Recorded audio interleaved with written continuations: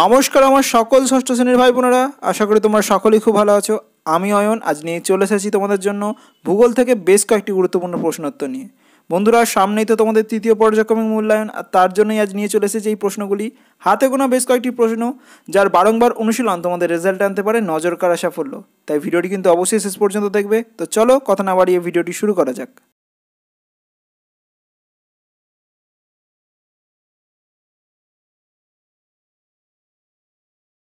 প্রথমেই আসি, দেখো নিচের প্রশ্নগুলির উত্তর দাও যার প্রতিটির মান এক। প্রথম প্রশ্ন, শব্দের তীব্রতা মাপক যন্ত্রের নাম কি? সঠিক উত্তর ডেসিবেল মিটার। পরের প্রশ্ন, কোন মাটিতে তুলো চাষ ভালো হয়? সঠিক উত্তর কালো মাটিতে। পরবর্তী প্রশ্নে আসি, দেখো ব্রহ্মপুত্র নদ তিব্বতে কী নামে পরিচিত? সঠিক উত্তর সাংপো। পরের প্রশ্ন, মানচিত্র অঙ্কন বিদ্যাকে কী বলা হয়? সঠিক উত্তর কার্টোগ্রাফি। গোয়ার মানুষেরা কোন ভাষায় কথা বলে? সঠিক উত্তর কোঙ্কনি।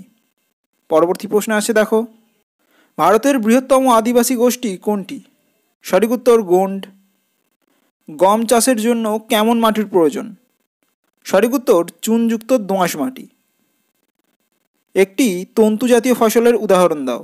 সঠিক উত্তর তুলো। পরবর্তী প্রশ্ন আসে, দেখো ওজোন স্তর ধ্বংসের জন্য কোন গ্যাস দায়ী? সঠিক উত্তর সিএফসি। পরের প্রশ্ন, বজ্রের তীব্রতা কত? সঠিক উত্তর 110 ডেসিবেল। পরের প্রশ্ন, কাবেরী নদীর উৎস কোথায়? সঠিক উত্তর কর্ণাটকের ব্রহ্মগিরি। এবার আসছি পরবর্তী প্রশ্নে, লাতিন শব্দ ম্যাপার অর্থ কী? সঠিক উত্তর কাপড়। পরের প্রশ্ন, বাতাসের আর্দ্রতা মাপক যন্ত্রের নাম কি? সঠিক উত্তর হাইগ্রোমিটার। পরের প্রশ্ন, একটি পরিবেশ বান্ধব যানের নাম লেখো। সঠিক উত্তর সাইকেল। পরবর্তী প্রশ্ন আসে, দেখো ধরিত্রী দিবস কবে পালিত হয়? সঠিক উত্তর 22 এপ্রিল। পরের প্রশ্ন, ভারতের বন্যপ্রাণী সংরক্ষণ আইন কবে চালু হয়? সঠিক উত্তর 1972 খ্রিস্টাব্দে। পরের প্রশ্ন, পশ্চিমবঙ্গে কোন আদিবাসী গোষ্ঠীর বাস? সঠিক উত্তর সাঁওতাল। এবার আসছি পরবর্তী প্রশ্নে, সিন্ধু নদের একটি উপনদীর নাম লেখো। সঠিক উত্তর শতদ্রু। পরের প্রশ্ন, পশ্চিমঘাট পর্বতের অপর নাম কি? সঠিক উত্তর সহ্যাদ্রি। পরের প্রশ্ন, 30 থেকে 35 বছরের গড় আবহাওয়াকে কি বলা হয়? সঠিক উত্তর জলবায়ু। এবার আসছি পরবর্তী প্রশ্নে, সড়কপথ রেলপথ কোন মানচিত্রে দেখানো হয়? সঠিক উত্তর বিষয়ভিত্তিক মানচিত্রে। পরের প্রশ্ন, জাড়োয়া উপজাতির বাস কোথায়? সঠিক উত্তর দক্ষিণ আন্দামান। পরের প্রশ্ন, একটি বৃষ্টিচ্ছায় অঞ্চলের উদাহরণ দাও। সঠিক উত্তর শিলং। এবার আসছি পরবর্তী প্রশ্নে, কানপুর কোন নদীর তীরে গড়ে উঠেছে? সঠিক উত্তর গঙ্গা। কোথায় আর্থ আওয়ার পালিত হয়? সঠিক উত্তর অস্ট্রেলিয়ায়। পরের প্রশ্ন, বিশ্ব উষ্ণায়নের জন্য দায়ী একটি গ্যাসের নাম লেখো। সঠিক উত্তর কার্বন ডাই অক্সাইড। এবার আসছি পরবর্তী প্রশ্নে, উচ্চ রক্তচাপ কমাতে কোন ভেষজ উদ্ভিদ ব্যবহৃত হয়? সঠিক উত্তর সর্পগন্ধা। পরের প্রশ্ন, ভারতের দীর্ঘতম হিমবাহের নাম কি? সঠিক উত্তর সিয়াচেন। পরের প্রশ্ন, কিসের ভিত্তিতে তাপমণ্ডল ভাগ করা হয়েছে? সঠিক উত্তর সূর্যরশ্মির পতন কোণের ভিত্তিতে। এবার আসছি পরবর্তী প্রশ্নে, নবীন পলিমাটিকে কি বলা হয়? সঠিক উত্তর খাদার। পরের প্রশ্ন, জৈনদের ধর্মীয় উৎসব কোনটি? সঠিক উত্তর মহাবীর জয়ন্তী। পরের প্রশ্ন, ফ্রিজ থেকে কোন গ্যাস নির্গত হয়? সঠিক উত্তর সিএফসি। এবার আসছি পরবর্তী প্রশ্নে, মাজুলি দ্বীপ অবস্থিত কোন নদীতে? সঠিক উত্তর ব্রহ্মপুত্র নদে। পরের প্রশ্ন, আন্দামান ও নিকোবর দ্বীপপুঞ্জের একটি আগ্নেয় দ্বীপের নাম লেখো। সঠিক উত্তর ব্যারেন। পরের প্রশ্ন, জাপানের ফুকুশিমায় কবে পারমাণবিক বিস্ফোরণ ঘটে? সঠিক উত্তর 2011 সালে। পরবর্তী প্রশ্ন আসছে, দেখো ভারতের কোথায় কুইনাইন পাওয়া যায়? সঠিক উত্তর দার্জিলিং জেলার মংপুতে। পরের প্রশ্ন, ভারতের কোথায় বছরে 2বার বৃষ্টিপাত হয়? সঠিক উত্তর তামিলনাড়ুর করমণ্ডল উপকূলে। পরের প্রশ্ন, আন্তর্জাতিক তারিখরেখার মান কত? সঠিক উত্তর 180 ডিগ্রি। এবার আসছি পরবর্তী প্রশ্নে, মানচিত্রের একটি অপরিহার্য উপাদানের নাম লেখো। সঠিক উত্তর স্কেল।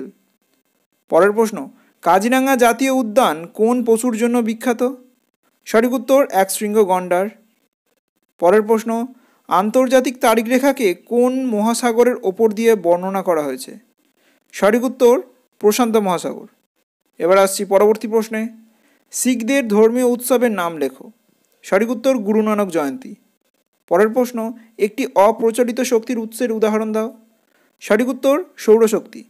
পরের প্রশ্ন, কিন্নর জনজাতির বাসস্থান কোথায়? সঠিক উত্তর হিমাচল প্রদেশে। পরবর্তী প্রশ্ন আসি দেখো, সূর্যোদয়ের আগের সময়কে কি বলা হয়? সঠিক উত্তর উষা। পরের প্রশ্ন, মালাবার উপকূলের উপহ্রদগুলিকে কি বলা হয়? সঠিক উত্তর কয়াল। পরের প্রশ্ন, বায়ু দূষণের ফলে কোন রোগ হয়? সঠিক উত্তর শ্বাসকষ্ট। এবার আসছি পরবর্তী প্রশ্নে, কাকে মহাবৃত্ত বলা হয়? সঠিক উত্তর নিরক্ষরেখাকে। পরের প্রশ্ন, একটি অন্তর্বাহিনী নদীর নাম লেখো। সঠিক উত্তর লুনি। পরের প্রশ্ন, দক্ষিণ ভারতের দীর্ঘতম নদীর নাম কি? সঠিক উত্তর গোদাবরী। এবার আসছি পরবর্তী প্রশ্নে, পৃথিবীর অক্ষরেখাগুলি হল শূন্যস্থান। সঠিক উত্তর পূর্ণবৃত্ত। পরের প্রশ্ন, সাইরেনের শব্দের তীব্রতা শূন্যস্থান ডেসিবেল। সঠিক উত্তর 130। পরের প্রশ্ন, মূল মধ্যরেখার মান হল শূন্যস্থান। সঠিক উত্তর 0 ডিগ্রি।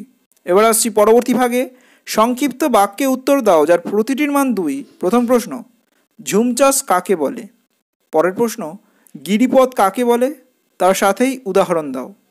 এবার আসছি পরবর্তী প্রশ্নে, চেঞ্চু উপজাতি ভারতের কোন রাজ্যে বসবাস করে? তার সাথেই এদের প্রধান জীবিকা কি? পরের প্রশ্ন, কালবৈশাখী কাকে বলে? পরের প্রশ্ন, বৃষ্টির ছায়া অঞ্চল কাকে বলে? উদাহরণ দাও। এবার আসছি পরবর্তী প্রশ্নে, পরিযায়ী পাখি কাকে বলে? উদাহরণ দাও।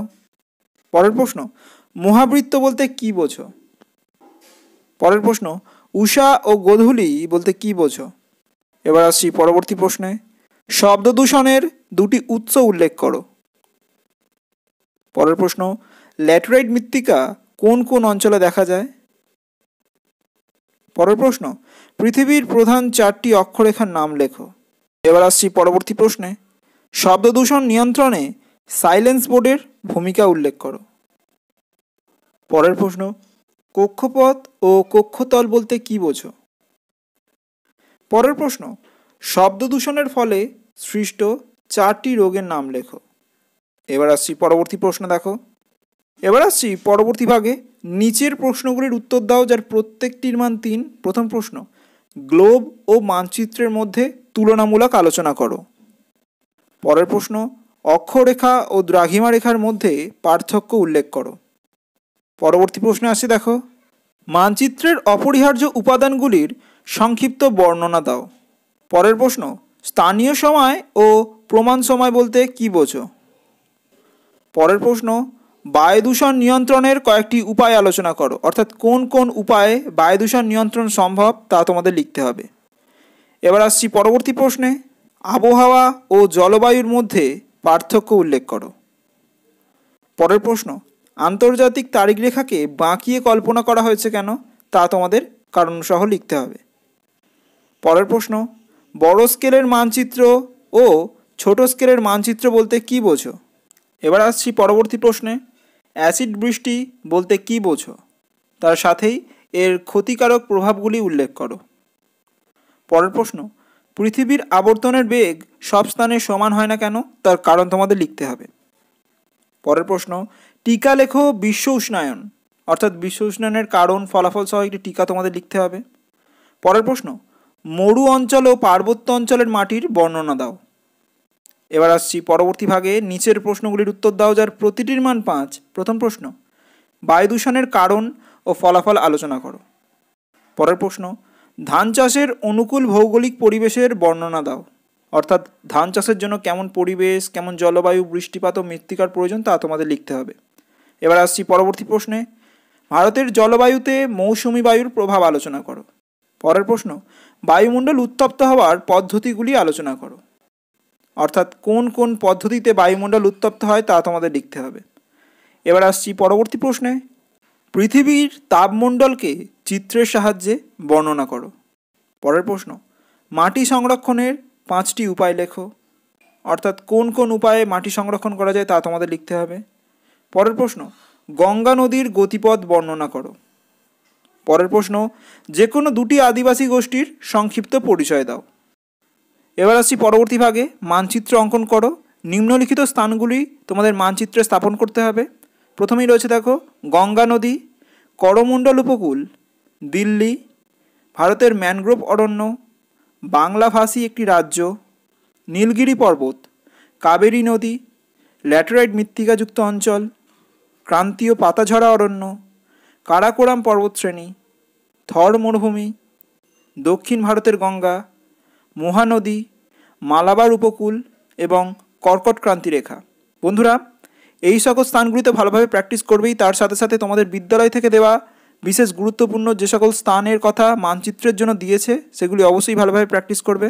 বন্ধুরা, আজ এ পর্যন্তই। তোমরা যারা ভিডিওটি শেষ পর্যন্ত দেখলে তাদেরকে অসংখ্য ধন্যবাদ। আশা করি ভিডিওটি তোমাদের জন্য কার্যকরী হবে। ভিডিওটি ভালো লাগলে অবশ্যই একটি লাইক করে দিও এবং বন্ধুদের মধ্যে যতটা পারো ভিডিওটি শেয়ার করে দাও, কারণ তোমাদের সহযোগিতা আমাদের আগামী দিনে নতুন নতুন ভিডিও আনতে অনুপ্রাণিত করবে।